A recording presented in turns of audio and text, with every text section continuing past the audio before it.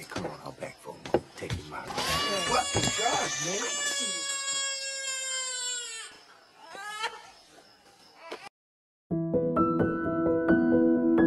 Halo guys, kalian udah pernah nonton film Benjamin Button?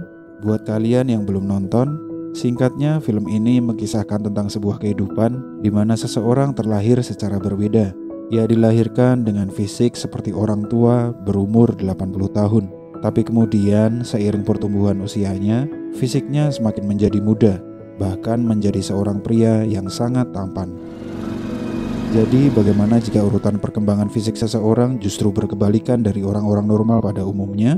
Ini dia The Curious Case of Benjamin Button.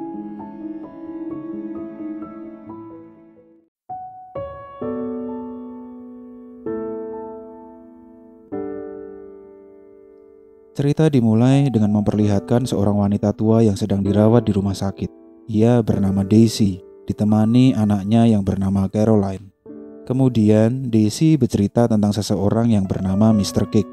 Ia memiliki seorang anak yang meninggal dalam sebuah medan peperangan.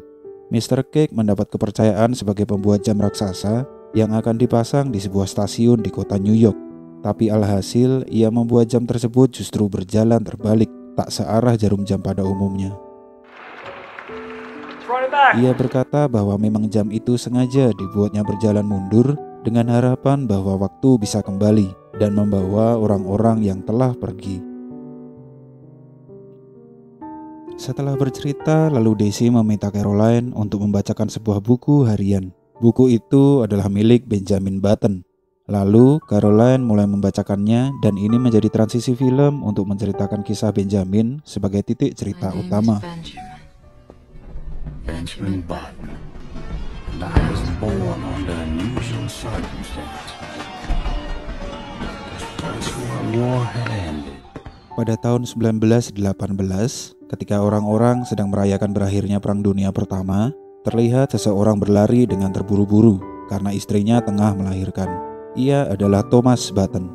Begitu sampai di rumah, naas istrinya meninggal sesaat setelah melahirkan bayinya. Thomas lalu menengok keadaan anaknya, tapi ia terlihat langsung terkejut. Ia pun langsung membawa bayi itu pergi dan kemudian meninggalkannya di depan rumah seseorang. Tak lama kemudian bayi itu ditemukan oleh Queenie dan Tizzy, sepasang suami istri yang entah kebetulan atau tidak, ternyata di situ mereka tinggal di sebuah panti jompo. Ia pun membawa masuk bayi itu, kemudian seorang dokter di panti mengatakan bahwa bayi itu menunjukkan segala tanda-tanda penuaan, bukan seperti bayi yang baru lahir. Bahkan mungkin waktu hidupnya tak akan lama lagi. Tapi akhirnya Queenie tetap berniat merawat bayi itu, lalu ia memberinya nama Benjamin.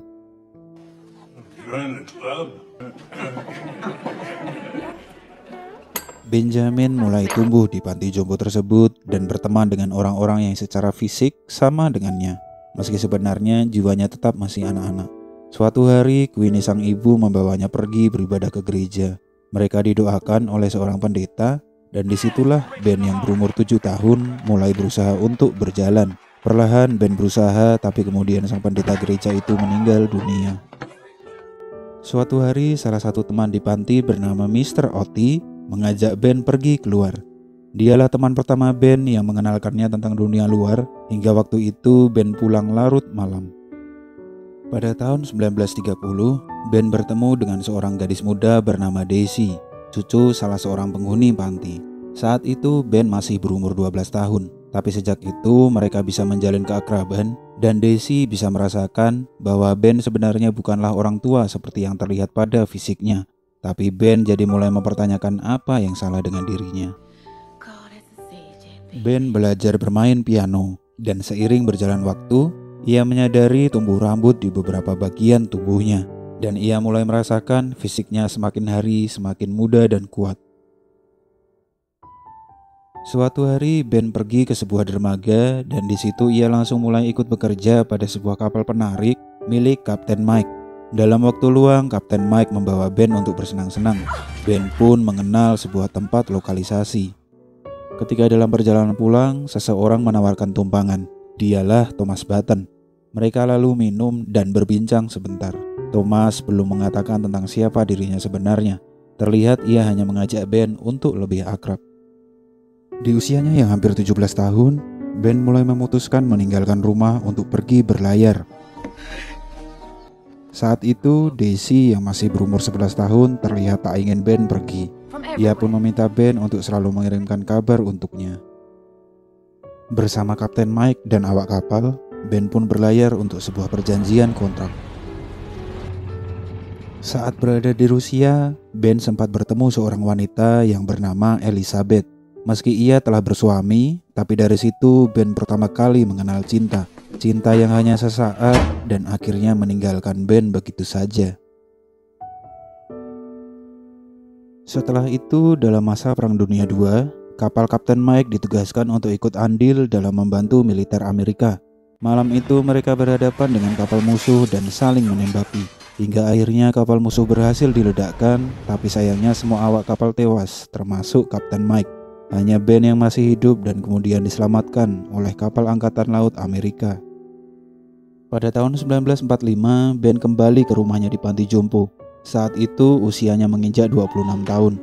Queenie takjub melihat Ben kembali dengan keadaan yang jauh lebih muda.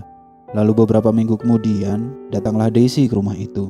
Kini ia juga telah tumbuh menjadi seorang wanita yang sangat cantik sebagai seorang penari balet. Malam itu pun Daisy langsung ingin melepas rindu kepada Ben. Tapi Ben menolaknya dan melewatkan peluang itu. Our lives are defined by opportunities. Fisik Ben kala itu sudah terlihat jauh lebih baik. Ia merasakan jauh lebih muda dan semua panca inderanya terasa jauh lebih tajam. Esoknya teman lama pun datang, Thomas Button, yang kemudian memberitahukan bahwa Ben adalah anaknya. Ia menceritakan semua hal yang sebenarnya terjadi, serta sedikit kisah tentang keluarga mereka. Lalu beberapa hari kemudian, Thomas meninggal karena sakit dan ia memberikan semua harta warisannya kepada Ben. Lalu Ben pergi ke New York sekaligus untuk mengunjungi Daisy yang kini telah menjadi penari sukses dengan pertunjukan yang selalu ia bintangi. Ben ingin memulai menjalin sebuah hubungan dengannya, tapi sayangnya saat itu Daisy sedang memiliki kekasih lain di sana. Ben pun pulang dengan rasa kecewa. Setelah hal itu berlalu, suatu ketika Ben mendapatkan sebuah kabar.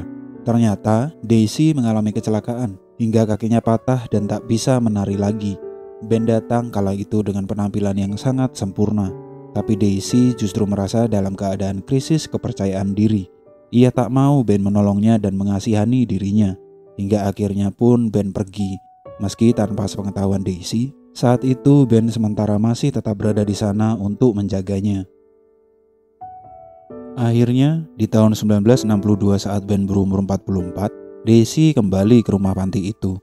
Saat itulah hubungan Ben dengan Daisy mulai terjalin. Kala itu, keadaan fisik mereka pun terbilang sebaya pada usianya.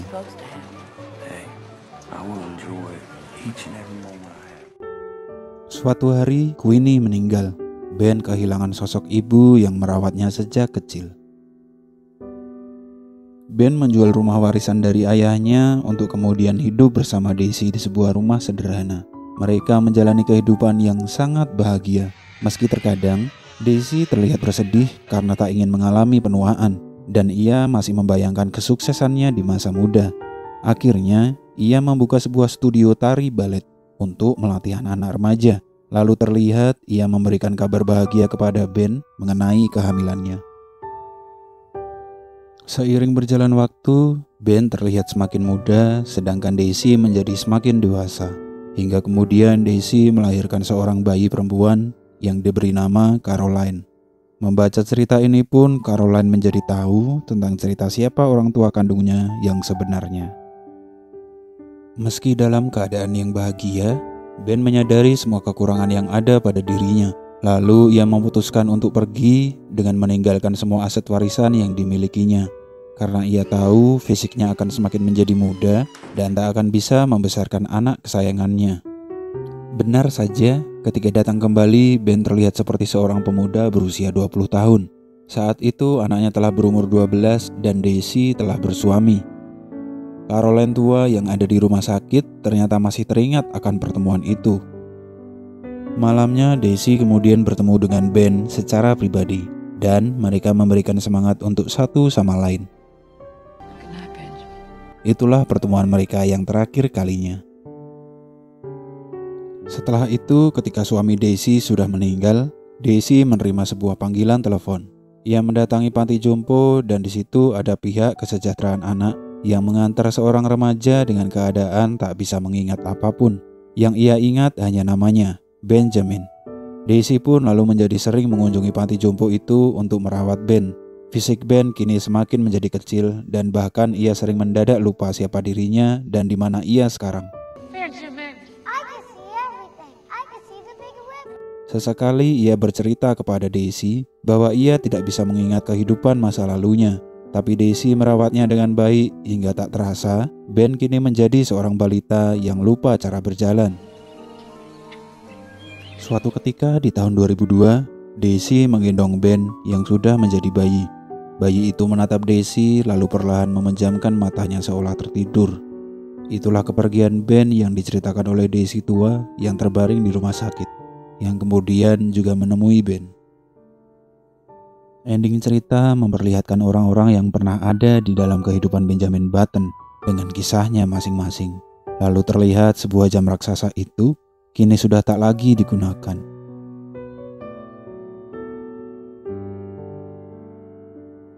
Film yang berdurasi 2 jam 47 menit ini merupakan film yang dipenuhi pesan tentang arti kehidupan, dengan memberi banyak gambaran bagaimana orang-orang di sekitar kita seiring waktu akan meninggalkan dunia ini. Anda tidak akan tahu apa yang akan terjadi di kehidupan Anda. Anda bisa saja berteriak dan memaki keadaan, tetapi pada akhirnya Anda harus merelakannya. Salam dari kami dan tunggu video selanjutnya.